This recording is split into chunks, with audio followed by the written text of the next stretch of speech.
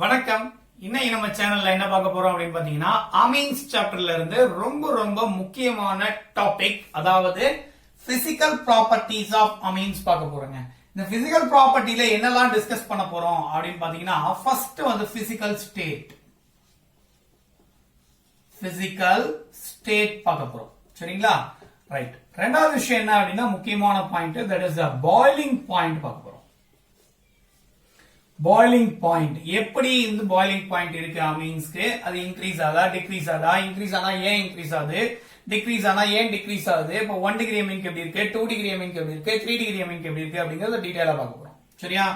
மூணாவது பாயிண்ட் என்ன அப்படின்னா சாலிபிலிட்டி, அதாவது வாட்டர்ல இதனுடைய சாலிபிலிட்டி எப்படி இருக்கு, சாலிபிலிட்டி எப்படி சேஞ்ச் ஆகுது, எதை பொறுத்து சேஞ்ச் ஆகுது அப்படிங்கறதெல்லாம் பார்க்கலாம்.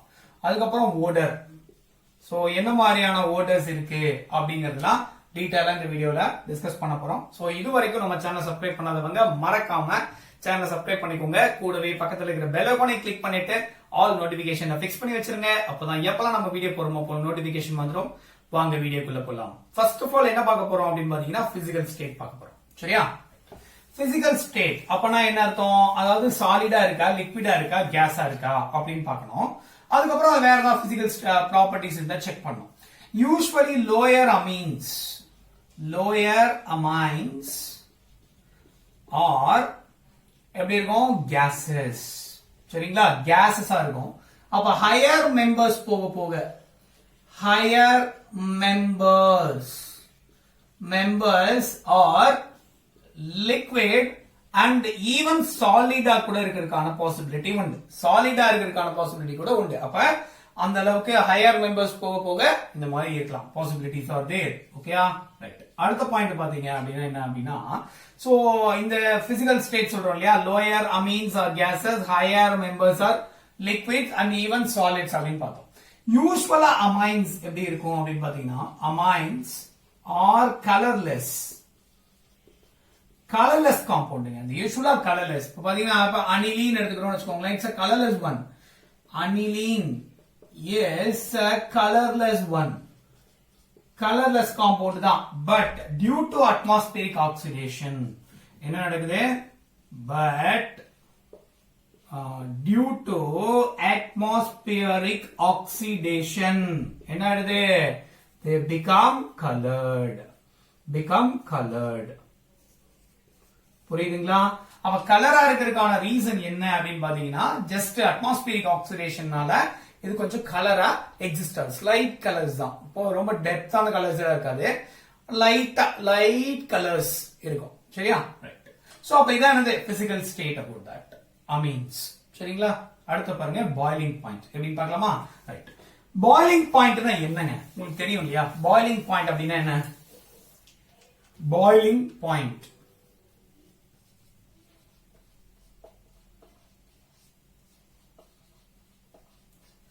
the point at which the liquids can be converted into its vapor. கரெக்டா?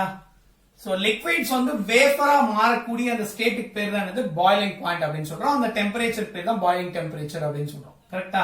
ரைட். இப்போ நான் என்ன எடுத்திருக்கேன், ஒரு லிக்விட் எடுத்திருக்கேங்க. சரியா? ரைட்.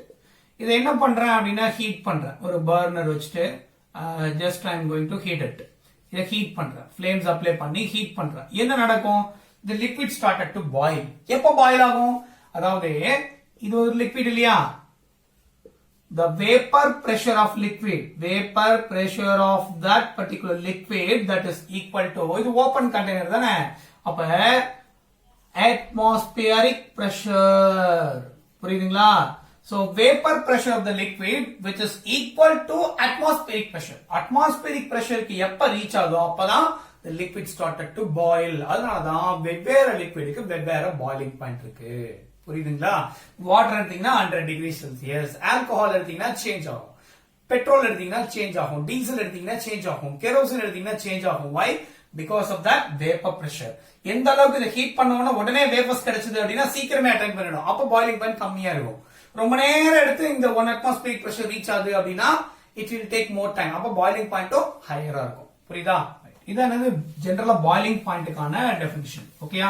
ரைட். அடுத்து கவனிங்க, இங்க அதாவது அமீன்ஸ்னுடைய பாய்லிங் பாயிண்ட், அதாவது பாய்லிங் பாயிண்ட் ஆஃப் அமைன்ஸ்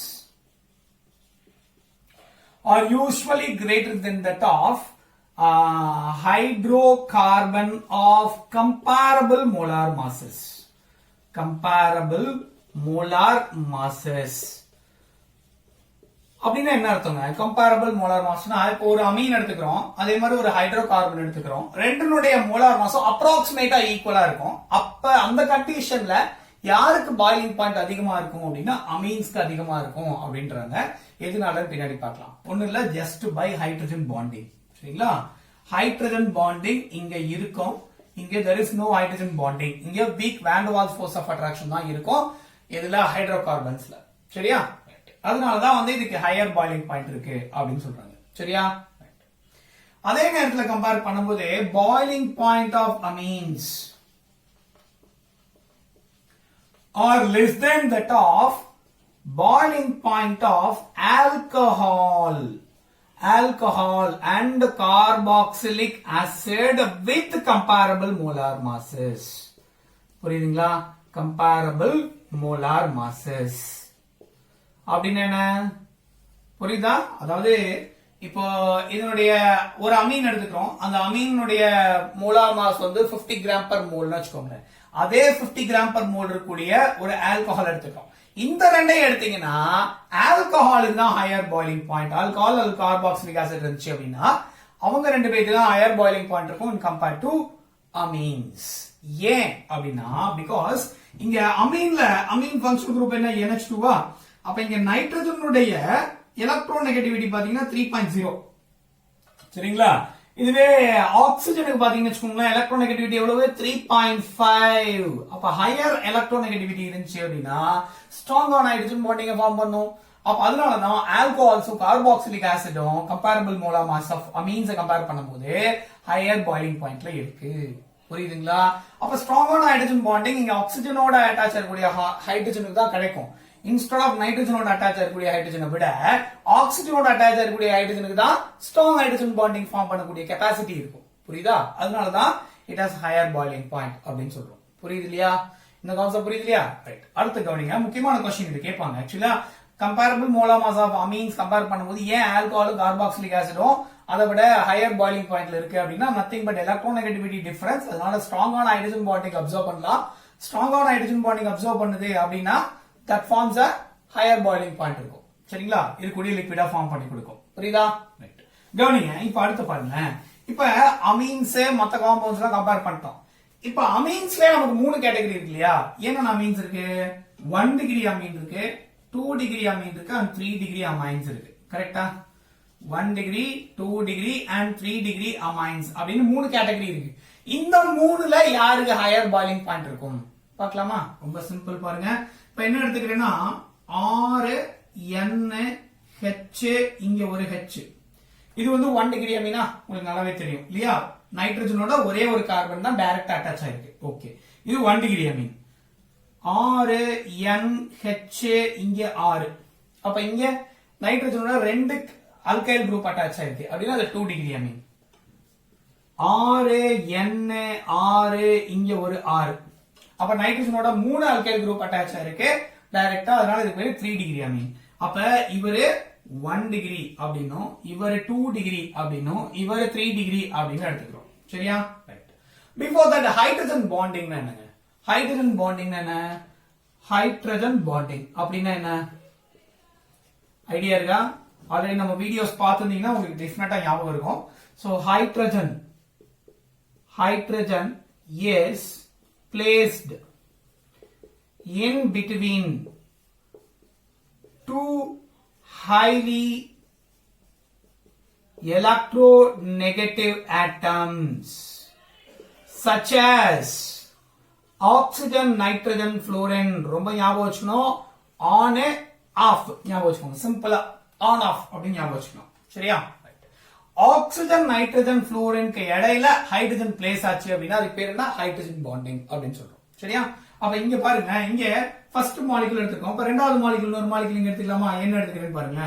ஒரு இந்த பக்கம் ஒரு N, இங்க ஒரு N எடுத்திருக்கேன், இங்க ஒரு R எடுத்திருக்கேன், இங்க ஒரு H, இங்க ஒரு H. கரெக்ட்டுங்களா? கவனிங்க, அப்ப இந்த ஹைட்ரஜனுக்கும் நைட்ரஜனுக்கும் ஒரு பாண்டிங் இருக்கும். சரிங்களா? ஃபோர்ஸ் ஆஃப் அட்ராக்ஷன் இருக்கும். அப்ப இந்த ஹைட்ரஜனை பாருங்க, hydrogen is placed in between two highly electronegative. இந்த 3 ஆட்டம்ல ஏதாவது ஒன்னு இருக்கணும். அப்ப நைட்ரஜன் இருக்கீங்க. சரியா? ரெண்டு சைடுமே நைட்ரஜன் இடையில ஒரு ஹைட்ரஜன் இருக்கிறதுனால இது பேர் என்ன? ஹைட்ரஜன் பாண்டிங் அப்படின்னு சொல்றோம். இப்ப சப்போஸ் இங்க பாருங்க, R N H, இங்க ஒரு H. கரெக்டா? இப்ப என்ன நடக்கும்? இவர் ரெண்டு பேருக்கு இடையில ஒரு ஹைட்ரஜன் பாண்டிங் இருக்கும். யாருக்கு? அப்ப இந்த ஹைட்ரஜனை பாருங்க, hydrogen is placed in between two highly electronegative atoms. அப்போ ஒரே மாலிக்யூல் ஆஃப் 1 டிகிரி அமீன் ரெண்டு ஹைட்ரஜன் பாண்டிங்க ஃபார்ம் பண்ணுது. புரியுதா? அப்ப பாயிலிங் ஃபோர்ஸ் ஆஃப் அட்ராக்ஷன் எப்படி இருக்கும்? ஸ்ட்ராங்கா அட்ராக்ட் ஆயிருக்கும்.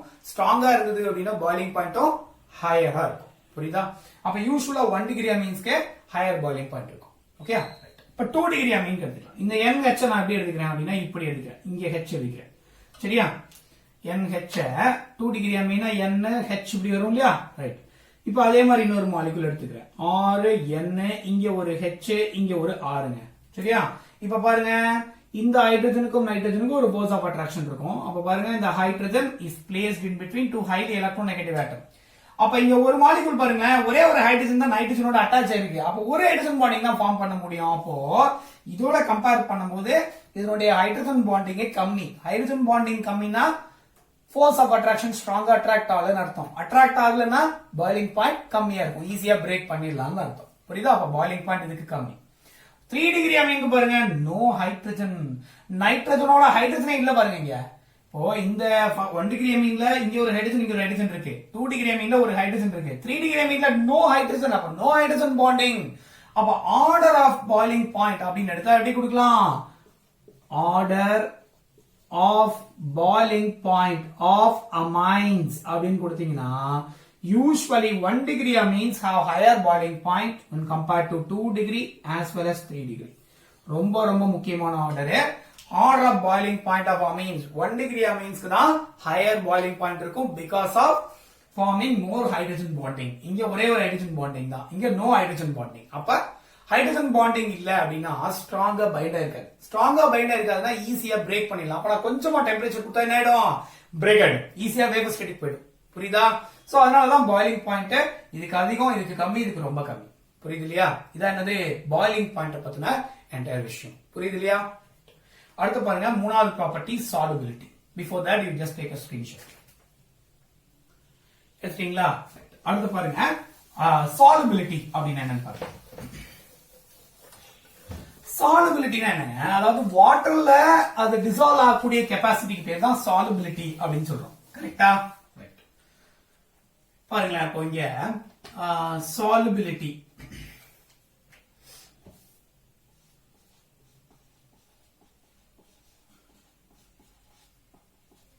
Dissolving capacity in water. சரியா? பாருங்களேன், இப்ப 1 டிகிரி அமீன் எடுத்துக்கிறேங்க. R N H, இங்க ஒரு H இப்படி எடுத்துக்கிறேன். சரியா? ரைட். இவர் யாரோட ரியாக்ட் பண்றோம்? யாரோட மிக்ஸ் பண்றோம்? வாட்டரோட மிக்ஸ் பண்றோம். HOH. கரெக்ட்டுங்களா? இப்ப செக் பண்ணுங்க, ஹைட்ரஜன் பாண்டிங் பாருங்க, இந்த ஹைட்ரஜனுக்கும் இந்த ஆக்சிஜனுக்கும் இடையில இருக்கும். அப்ப this hydrogen is placed in between two highly electronegative atoms such as nitrogen and oxygen. புரியுதா? நைட்ரஜனுக்கும் ஆக்சிஜனுக்கும் இடையில ஒரு ஹைட்ரஜன் பாண்டிங் வருது. நம்ம ஏற்கனவே சொன்னோம், ஹைட்ரஜன் பாண்டிங்னா ONF, ஆன் ஆஃப். இந்த ஆட்டம்ஸ்க்கு இடையில எங்க வேணா ஹைட்ரஜன் வரலாம். அப்ப ஆக்சிஜன் நைட்ரஜனுக்கு இங்க வந்திருக்கு, ஆக்சிஜன் புளோரின் வரலாம், நைட்ரஜன் புளோரின் வரலாம், புளோரின் ஆக்சிஜனுக்கு இப்படி வரலாம். சரியா? ரைட். அப்படி இருந்ததுன்னா அதுக்கு பேர் என்ன? ஹைட்ரஜன் பாண்டிங் அப்படின்னு சொல்றோம். புரியுதா?